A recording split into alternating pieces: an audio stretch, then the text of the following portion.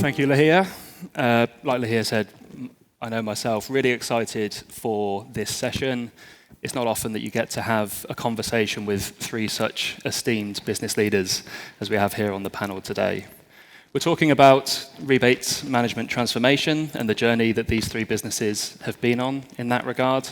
We're going to approach our conversation in four main sections, starting off by thinking about the starting point, going from those legacy systems towards a more technological, modernized system. And then we're going to move our attention to data, in particular rebate data as a strategy. And then we're going to think in section 3 about the human element, stakeholder management, bringing stakeholders along on that journey with you. And then lastly, we'll wrap up, of course, with AI, get the panel's views on the current use of AI in rebate management and potentially the future of that. So with our section 1, our legacy systems moving towards modernization.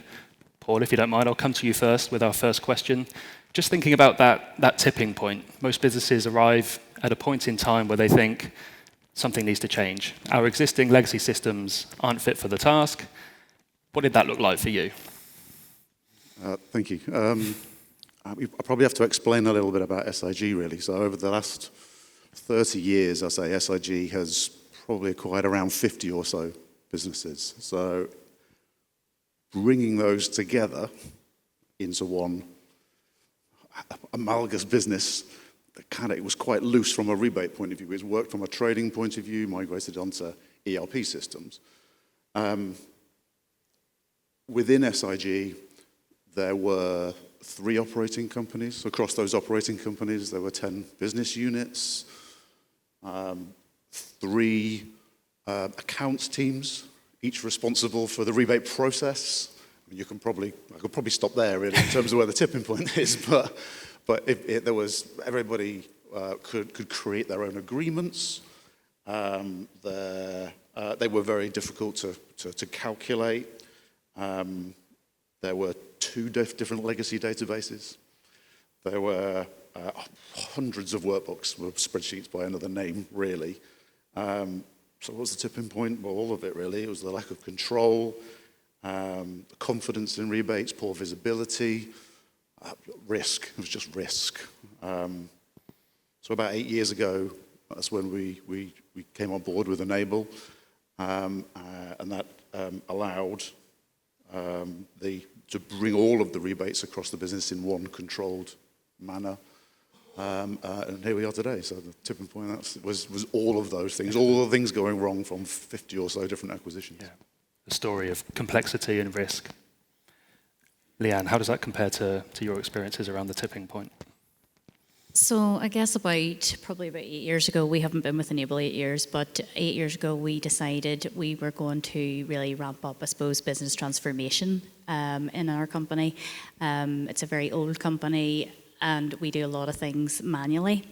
And not that that's a bad thing, and there's a lot of experience within the company, but we embarked on a journey for a new repaying system, which would have been the first across the group to do basically an online cloud system which would take multiple feeds from different systems, and that was the first that we had implemented. And I suppose give us the courage to know that we could do it and what was possible. So then we started looking at other ideas about how we could do that, and we started looking at rebates, and our lovely food service division that are over there had already signed with Enable.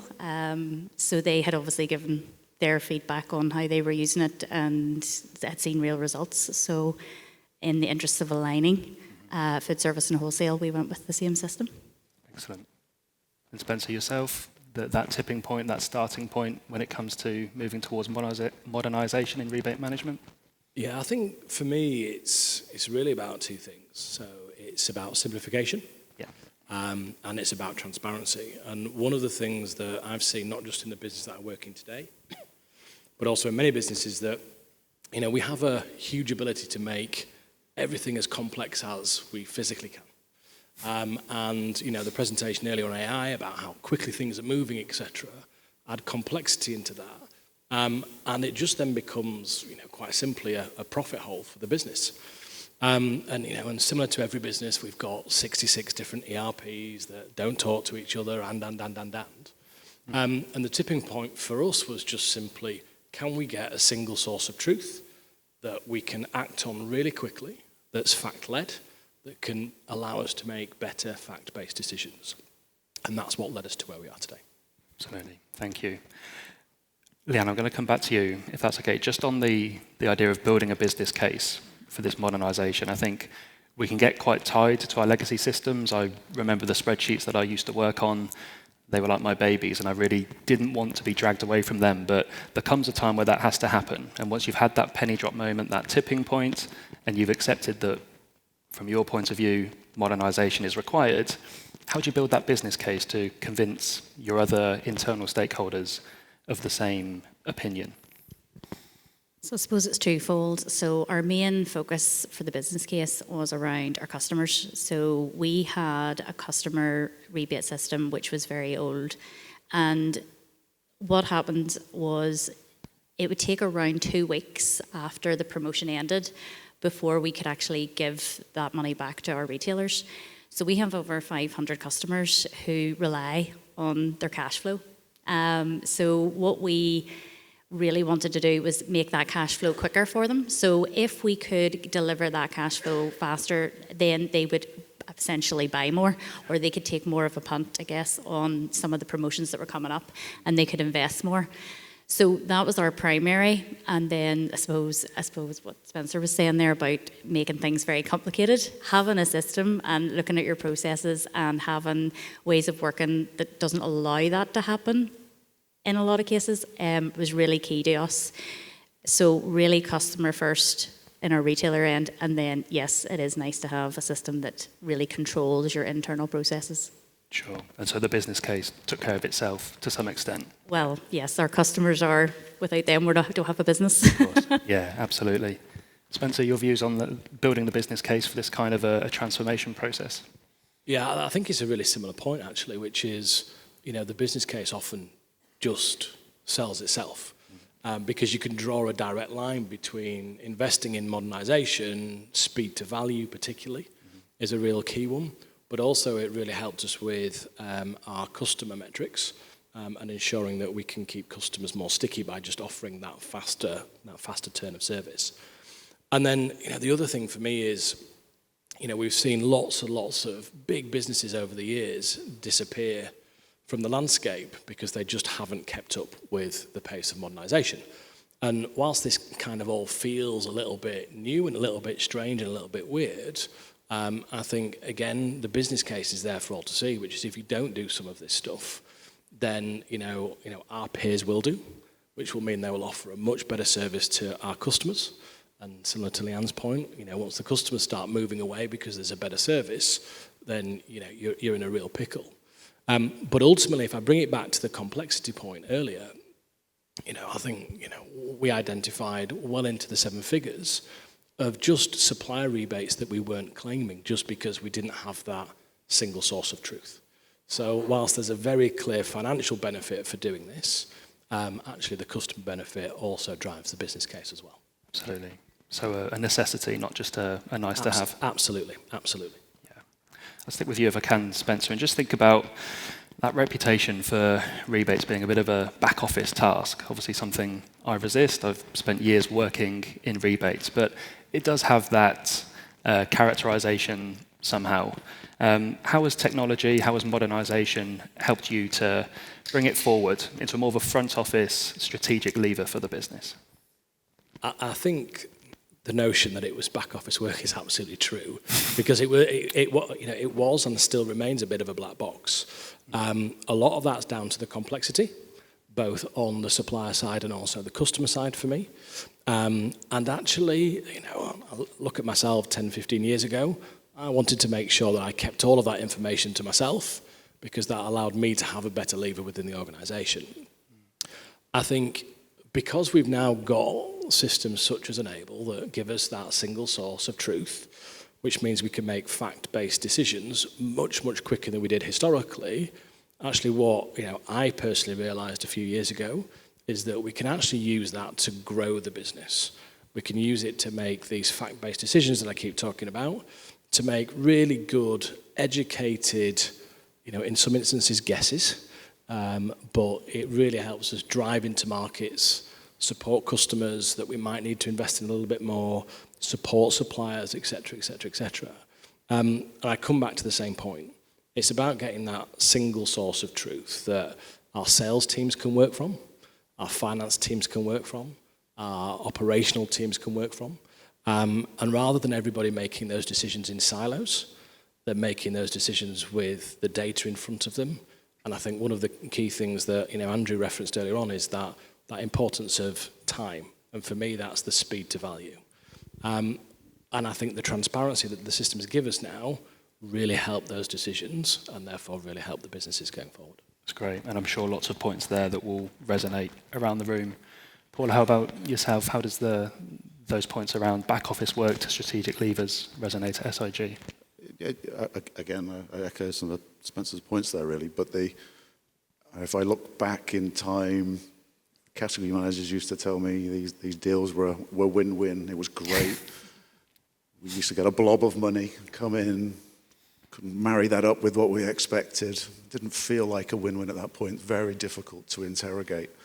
So technology, enabled system allows the owners, whether it be supplier, customers, and account managers, allows the owners of those deals to be putting that information in themselves. The accountability has been transferred, really, rather from the people in the back office trying to work out what a rebate deal meant to actually the people entering the deals into the system.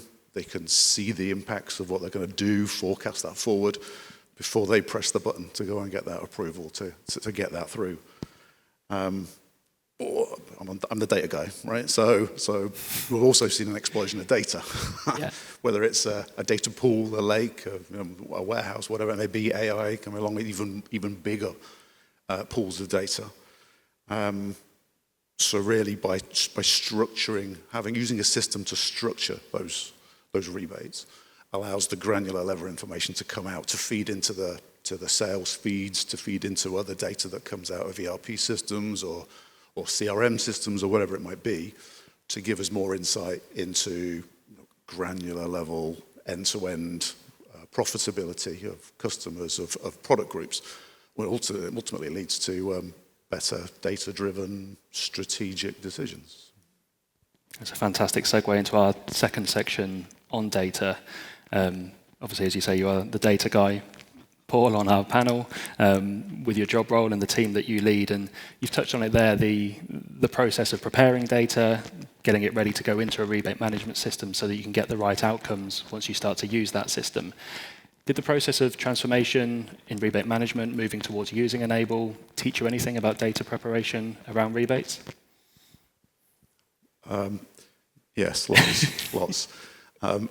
Probably to be at one with your inner farmer, your shepherd, right? Because everything feels like sheep running in different directions when you first start, okay? You soon come to realize that the sheep are only doing the things that they're told to do, or what they think is right. So ultimately, you get a category manager whose product groups work for them, but nobody else understands. Branches aren't booking things in properly. AP allowing variances, but with no detail. What is it? Where did it come from? Finance don't code the credit note properly. The MI team are too general, so there's distrust in all the data coming out the other end. Those kind of things at the beginning of the process were very daunting. I learned that you need to give people the vision, really. They need to know what they're aiming for. Some of those people need to be herded together. They need to follow a process, need to change a process.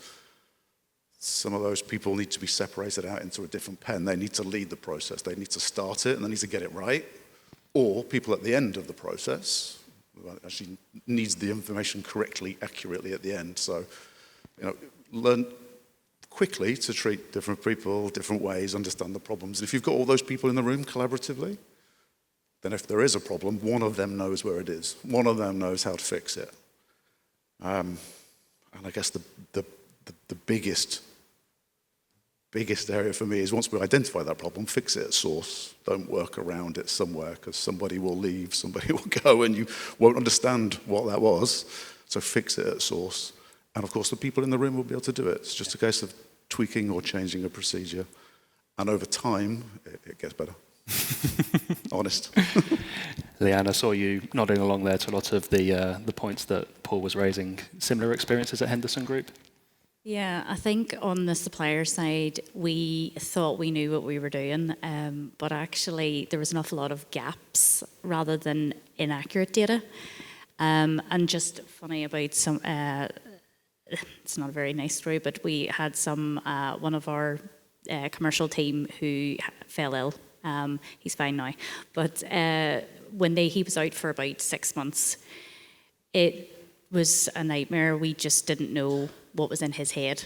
And I suppose you don't ever want to think about that, but contingency-wise, I think that's a wake-up that he has information that we need. And he has actually really taken to enable, in particular, around that transparency. So when he came back, he did put everything on there. There's understanding around the business. So even if, like, I don't know about you guys, but your shopping has just got so expensive now, and everybody always says, oh, they want everything cheaper. But sometimes getting a cheaper price really impacts your rebates. So if you have all of that on the system, you don't need to just, it very factually tells you what you can impact. So that's one of the things that we found on the supplier end. But on the customer end, we knew our data was quite good because we have an in-house EPOS system that we built. But with that, what we did was we obviously gave them the ability to make their own deals, which turned out to be a bit of a mistake. Okay. So we very quickly learned that we had to maybe do a bit more education on the customer end because some of those deals were coming through and we had no idea what they even were. So yeah, just a few tweaks to be done. Absolutely. Spencer, if I may bring you in on the topic of data, I think we hear a lot that companies sit on lots of data. It's abundant, but probably underutilized. As far as rebates and transactional data is concerned, how did you go about lifting out the insights from the data and kind of getting to grips with all that data that sits there, but it isn't necessarily useful in its rawest form? Yeah, I mean, we're definitely a business that is, data rich and information poor. That's fair to say. And probably any of the Enable colleagues that have worked with our business will tell you that we're the test case of how not to do things in this space. We operate out of 22 different countries and we spell the same supplier about 500 different ways in our system. And I wish that was a joke, but it's not. It's, that is the factual reality of where we sit today. And I think, in order to, how are we using this data? Yes, there's a huge job of cleansing the data. But the other thing that I've found quite a lot, and not just with the topics of data, but everything is, everyone seems to want to get to the final answer and the final destination, but missing out all of those steps along the way. And for us in our business, we've been on this journey for 5 years now, and we're still nowhere near finished. But it's about taking those quick wins. It's about prioritizing the areas that you want to play in, and just being really, really rigorous around that until you can start to see that data aligning. And again, I think I'll be very candid in terms of how we've used the Enable business, and this is very much our fault and not Enable's. Just need to clarify that. It's taken us probably 3 years too long to get to the point we're at today. And it's because we thought that this system was just going to give us the final answer and the end journey. And we hadn't really appreciated all of those steps in between. So everything that Paul and Leanne were saying just now is absolutely critical, but it's about just breaking it down into those chunks and just being laser focused on delivering them. And however small the win is actually massively important, because it's really difficult for anyone in the organisation to then argue against factual data. And where you can start to then drive those insights, where you can then start to see a result from those insights, that's what then creates that snowball effect in terms of being able to deliver the wider project. And I think what's exciting now, and we've talked about the A word a lot today, this is just going to speed that process up much, much quicker. I wish we'd have had this 5 years ago when we could have given AI all of our product data files and say, make it look as one, because we'd have got to this journey much quicker than we've got to today. But it is just about, for me, finding those nuggets where you can factually prove the data that will then buy the rest of the business into moving it forward quickly.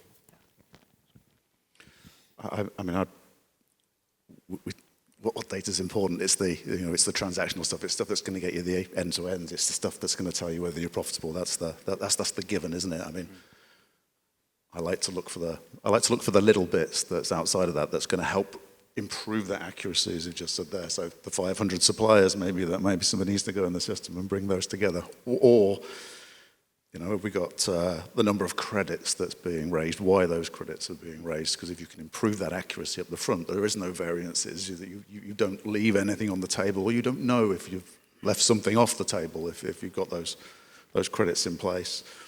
Unmatched transactions that aren't going into the system, products without rebates, even taking suppliers' sales ledgers to match against our purchase ledgers, so we can automatically spit some things out, the exceptions, get them fixed in month, which means that rebate debtor is getting smaller and smaller, your debtor days on there. So it's those kind of little extra bits around the outside that, from a day-to-day exception report, that just becomes part of the norm in people's jobs. Those are the little nuggets I find, because the transactional information at the other end, once you aggregate it all together across all the businesses, it's there or thereabouts. But if you can constantly work on improving the accuracy of the data going in, you're going to make better decisions at the other end.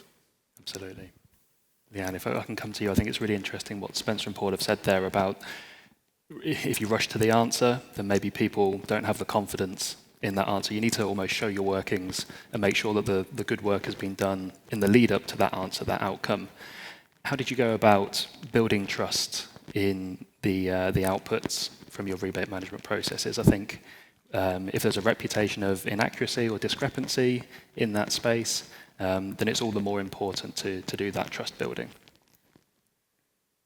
So this is something not unique to Enable, but any system that you put in, and I think you can't underestimate the amount of training that you need to do with users, and if that's just from their understanding, or in Enable's case, or in most of our systems, we give a lot of access. So we have multiple users, and I think we have about 60 users on Enable. And if you give 60 people a reporting tool, they're going to all come out with a different answer. Mm-hmm. So, and then they start fighting with who's right. So what we do is in Enable's case in particular, because income is one of our biggest pillars, I think someone was talking about pillars earlier, that's what we call our Enable or income pillar.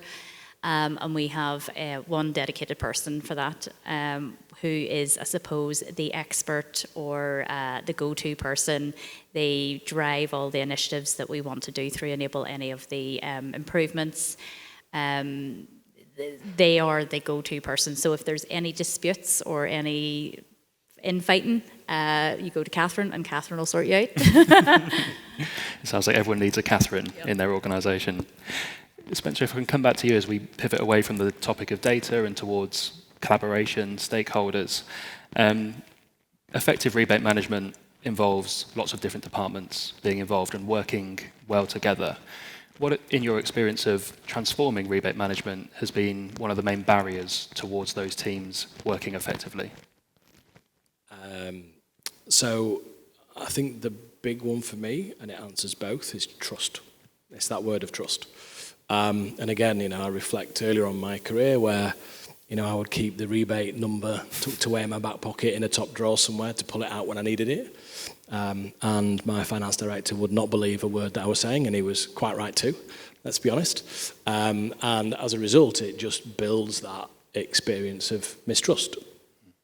What I find today, as much as this can be really uncomfortable, is just actually sharing where we are. And being really transparent on where the number sits. And I think one of the things that sort of I've learned over the last 4 to 5 years as we're in this world of chaos with things changing on an hourly basis is, when you could predict what your rebate output was going to be a month into the year with some fairly good accuracy, now, I'm looking at my rebate numbers today and thinking it's different to what I said it was going to be last month. And without that transparency and trust through to the wider teams that help you implement that, the whole thing really falls apart. And again, if I reflect, the one thing that the system gives us, or specifically the Enable system gives us, and it's a boring phrase, but I'll come back to it again, is it's just that single point of truth that anyone in our organisation can go in and have a look at.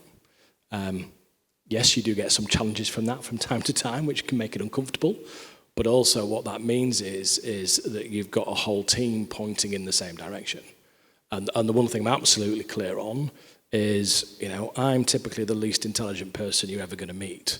So having 20 people looking and thinking at the same data and all understanding where we're aligned to go and get, we tend to get there much quicker, and we tend to get there with a much, much better answer than, my previous days of keeping my little black book in my top drawer with all my money in it.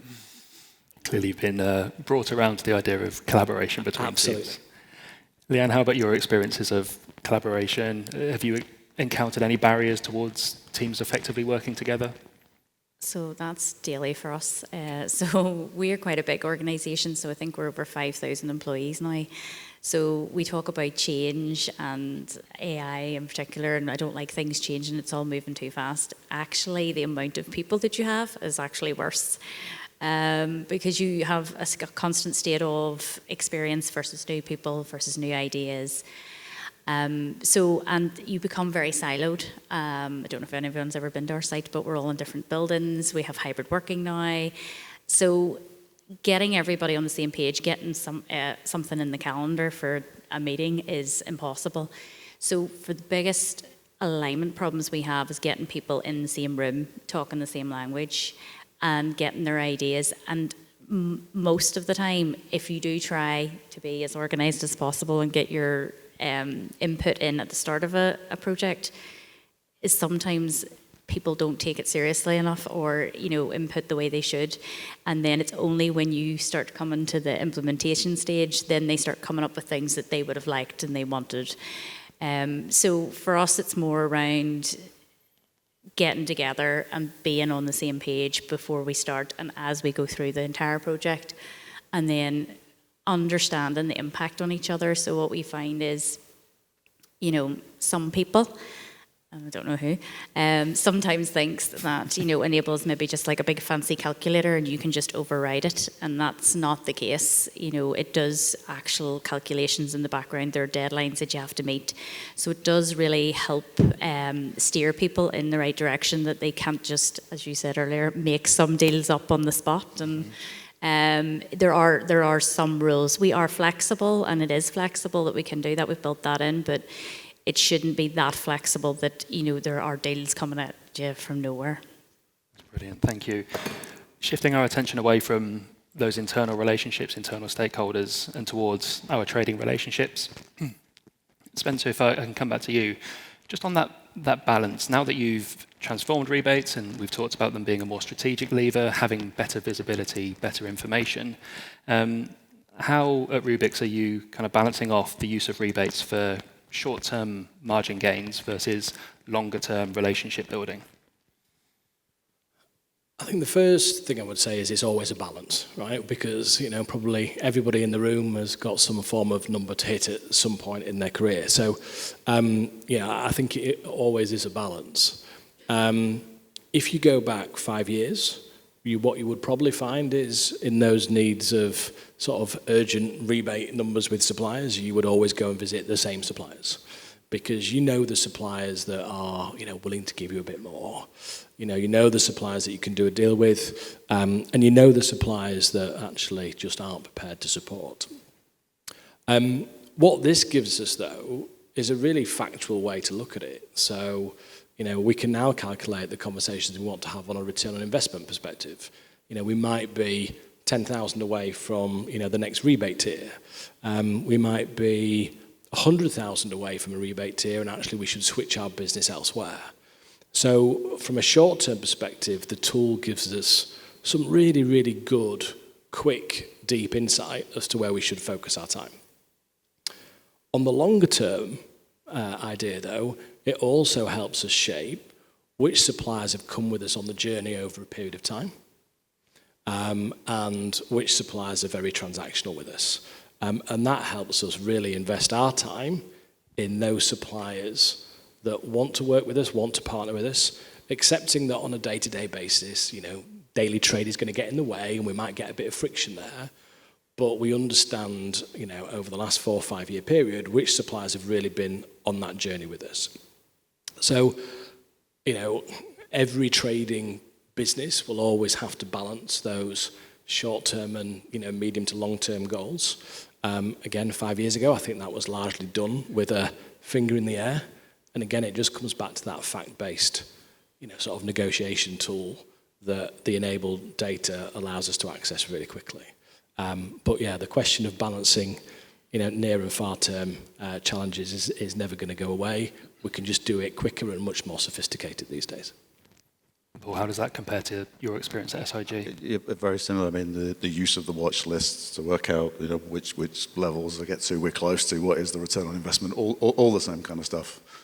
I play in the construction industry, so most of the rebate agreements are annualized. It's about retaining the volume going through those businesses. If there are opportunities, we grab them, we make the amendments, or we add an extra agreement.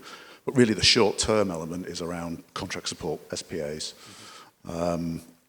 different languages for different people. But yeah, it's that kind of thing where a supplier can assist with our pricing into a customer for a project or for a branch promotion or whatever it may be. There are thousands of contract supports or contracts, predefined little rebate agreements with a standard contract.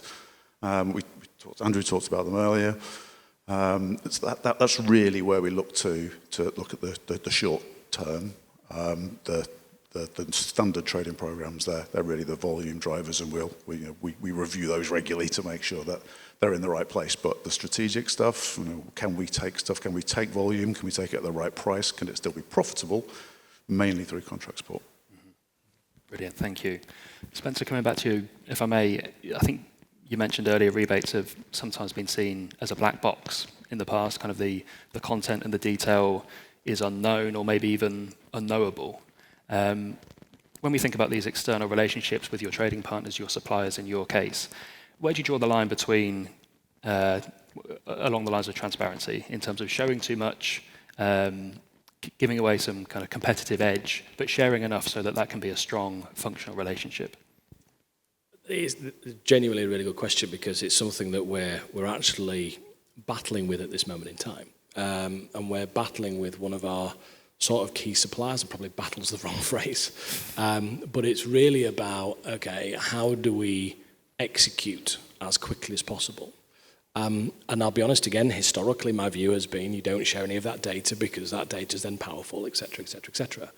But actually, as we move into this world where more data is readily available for everybody, then one of the things that we've been discussing is, right, how can we share the data with our suppliers and also with our customers, which mean that we don't actually just get our view on the topic, but we actually get their view on the topic as well.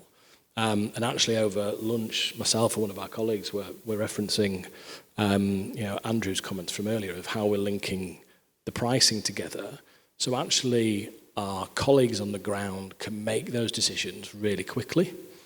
Our suppliers are comfortable that we're making the right decisions to price it at the right price rather than at any price. And then how do we use the systems to true that data up afterwards? And if I'm honest, I'm not really quite sure up until today that's probably properly clicked in my mind. And I think, there's some ways to go, but over lunch we were just discussing, right, which suppliers do we want to go and have a conversation with to say, right, if we open this to you, how can you help us go and win more business? How can we therefore make your business more efficient because you're partnering with us rather than partnering with 200 different distributors in this space? And what's the win-win? I'm not sure I've got the answer yet, but I definitely know by sharing that information, again, we'll get more minds thinking on it than we will just one or two of us. So I think it's a really interesting question. And I think it will become more prevalent over the coming, I was going to say years, but probably weeks and months as the pace of this thing moves. that I think that's going to be the way to go. I think it is going to be about hand-in-glove relationship with the customer, with the manufacturer, and how do we move that product through the system with the least amount of drag possible, and maximise the profitability for all concerned. Now, clearly that's a relationship with our key strategic partners, and we'll probably have a different sort of phase with the transactional ones, but I definitely think it's something that's going to come, and it's probably going to hit us a lot quicker than I thought, even 2 hours ago. So, yeah. Paul, I'd be interested to get your views on that as a representative of a different part of the supply chain. Yeah, no, but it is quite similar, really. If you look at the future, it is about, as Spencer says, moving things through the supply chain with as little friction as possible, because friction tends to cost money, really. It's good to see Today doing its job and Spencer having a light bulb moment. I think we're still quite old school, really, in terms of the way we work with our suppliers. There's lots of conversation. Nobody likes surprises when it comes to the rebate. So there is still lots of traditional conversation, but more and more suppliers are looking to get that information, get some reporting, whether that's either through Collaborator. For our customers, it's all Collaborator. There's the traditional account management where there's probably a relationship and there's a beer to be had somewhere and a conversation. But really, anything to do with the trackers or anything like that a customer would need in terms of their progress, we would just point them to Collaborator and Enable. Excellent. Thank you. This moves us into our final section, now thinking about pricing and rebates powered by AI. So we're looking at our probably final question for each of the panel. Spencer, if I can come back to you initially, thinking about AI and rebate programs, if you had a perfect AI that you could ask any question of your rebate programs today and get a perfectly accurate answer from that system, what would be that question that you would ask? That one's really simple. What's the one decision that we can take today that's going to give us immediate and long-term, profitability? I think it's just as simple as that. Mm-hmm. Certainly when I look at it from a rebates perspective, everyone knows how complex some of the agreements with manufacturers can be, et cetera, et cetera, et cetera. And I often use the phrase of, you don't have to convince me in the room that this is a good deal. You have to convince the person that's taking the inquiry or, the colleague that's answering the phone. So how do we make that as simple as possible? And I think, one of the things that was talked about earlier was how do we know when something's real or when something's fake? And so I think that the engagement with the customer on a face-to-face basis is going to become more frequent over the next few years because we're all going to want to know that we're transacting with humans rather than just with a bot. And so AI, tell me what's the quickest route to make those improvements that we can then get out to those teams quickly. And that's where I'd frame it. And Paul, if I was to ask you the same question, I suspect it might be a similar answer, but what would be your view on that one? I'm not sure Spencer's prompts, looking at the previous presentation, you might be in trouble there. I guess if I'm going to use the prompts, probably taking into account forecasts. But in essence, it's the same question. What action should I take to maximize my profitability? It's the obvious question, isn't it? Absolutely. Yeah, that's ultimately what we're all in jobs to try and work out, isn't it? Moving on to our last question then, and I think, Leanne, I'm going to come to you, and unfortunately we may have left the most difficult question until last. I hope you've brought your crystal ball with you. What does the next frontier of rebate and pricing technology look like for you? What do you see changing over the coming years? Well, you're right, I don't know. But what I'd like, and I'm going to disagree a wee bit maybe with the guys, I think that customer face-to-face is more important now than ever, not just because you think you might be talking to an AI, but I've had some great nights out with some of our suppliers, and I don't want those to end. So I think, and I've been talking to some suppliers recently around technology and in particular around what data they're giving us online. And the census is that some companies, especially maybe in our sector, have gone too corporate, too digital, and they want that touch, which is good in the way that I suppose Georgia was talking about. It's coming for your job. I don't think it is. I think companies that offer a personalised service with a person is going to be more important than ever. So I would see AI for us given more time to those people to have those relationships, to go out, have busy diaries, go out and do those things. And if we look in terms of rebates, it can do the heavy lifting or the boring stuff around annualised agreements. So why do they have to be annualised? Some of our suppliers will only give you an increase in terms if you do X, Y, and Z, and then you get to quarter two and you're not going to make that. Have we thought about our pallet space? It's so expensive now to rent space. Your warehousing costs are going up. Our shops are more expensive to run now than ever. So have we included all of that in our promotional base? So if you're giving us an unrealistic target to meet, can they have all of that data behind? What's your service level, load bills? What's our multiples in buying? How do we get all of that to feed in to say, well, the rebate that you are proposing for next year or even next quarter is not attainable because your promotional program that you're giving us just doesn't support it. And I think they can do that more often, and especially if you have, I think we're up to about 1,800 active suppliers at the minute. That's a lot of suppliers to do, but we pride ourselves on being local.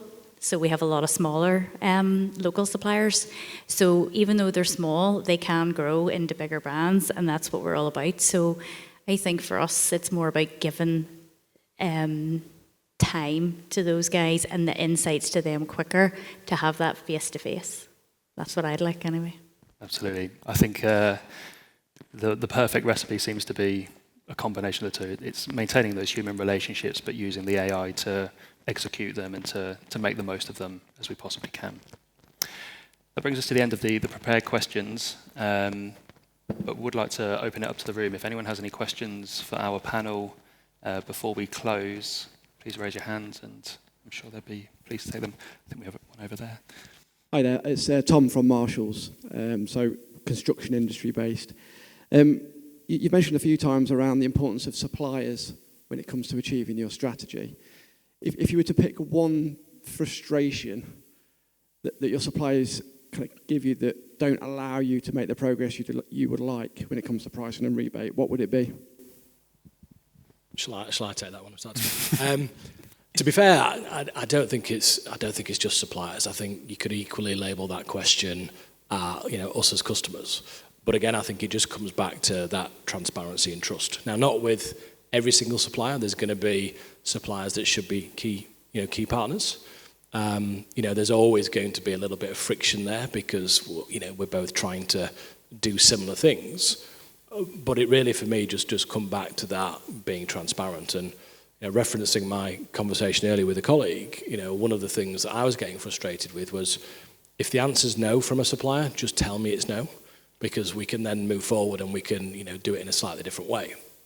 And so I think, as we move forward, I think it is just about everybody embracing that openness, trying to work together on the right things. And I guess it really starts at the beginning of the relationship. And making sure that the supplier's picking the partner and the partner's picking the supplier, where we've got combined and aligned objectives. But for me, it really just does come back to being transparent and getting to the answer quickly. They would be the two things that I would focus on. I think we've probably got time for one more question if we have anybody else in the room. Can't see for the lights. Okay, I think we must have answered all the other questions. Please join me in thanking our panel for their insights and views there.